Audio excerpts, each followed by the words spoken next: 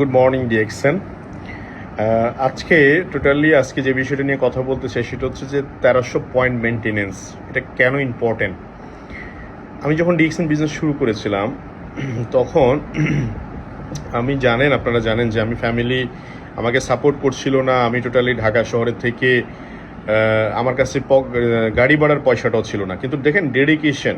আমি প্রায় বলি যে একটা মোটিভেশন আর হচ্ছে আন্ডারস্ট্যান্ডিং দুইটা ওয়ার্ড। মোটিভেশন হচ্ছে আপনি কাউকে দেখে, কারো পয়সা দেখে, কারো টাকা পয়সা দেখে, কারো অবস্থান দেখে আপনি একটা মোটিভেট হয়ে গেলেন, কাজ শুরু করলেন, 1 মাস 1300 পয়েন্ট করলেন।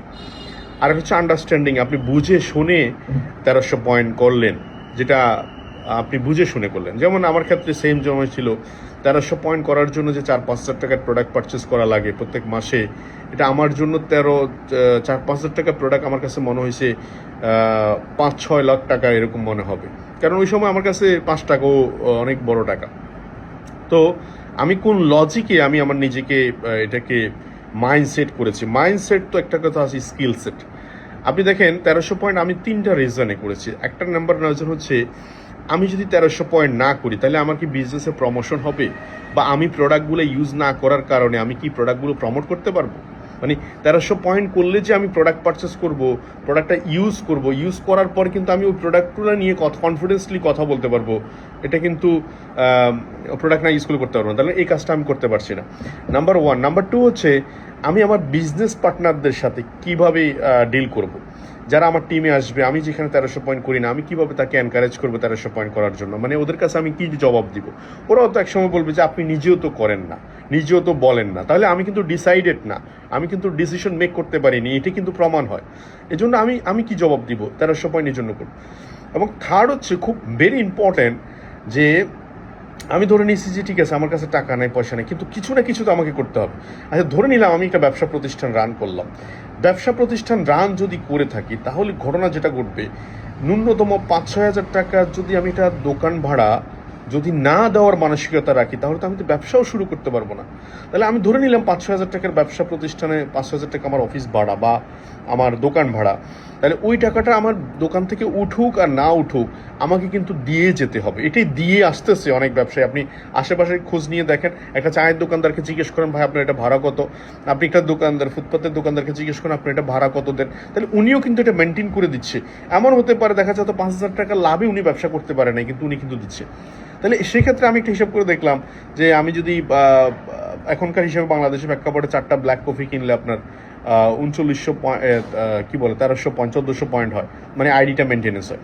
তাহলে আপনি হিসাব করেন 4-12-48, মানে 12 মাস, আমি 1 বছর হিসাব করলাম 48,000 টাকা। 48,000 টাকার প্রোডাক্ট যদি আমি 1 বছরে কনজিউম করার মানসিকতা না রাখি, বা আমি আমার নিজের কাছে প্রোডাক্ট রাখার মানসিকতা না রাখি, তাহলে আমি কিভাবে 48 লাখ টাকার বিজনেস করবো। এটা আমার নিজের সাথে নিজে বোঝাপড়া। আমি আপনার কে আসবে, ওই আপনি ব্যবসা করবেন কি করবেন না, এইসব দিকে আমার ফোকাস ছিল না, ফোকাস নিজের সাথে কমিটেড। তাহলে 3টা পয়েন্ট আমি বলছি। এক হচ্ছে, আমি নিজে প্রোডাক্ট না কিনলে, না 1300 পয়েন্ট মেনটেন করলে, এখানে কিন্তু আমি যে ডিসিশন মেক করেছি এটাও কিন্তু প্রমাণিত হয় না আমার বিজনেস পার্টনারদের কাছে। 2 হচ্ছে, আমি আবার প্রোডাক্ট না কিনলে আমি কিভাবে এই প্রোডাক্ট ব্যবহার করব। 3 হচ্ছে, আমি যদি ব্যবসা প্রতিষ্ঠান রান করি সেক্ষেত্রে তো আমাকে মেনটেনেন্স করতেই হবে। তাহলে এই 3টা পয়েন্টও যদি আপনি বুঝেন, নিজের সাথে বোঝাপড়া করেন, তাহলে আমার মনে হয় যে 1300 পয়েন্টের ব্যাপারে আপনার কোনো ধরনের অবজেকশন থাকার কথা না।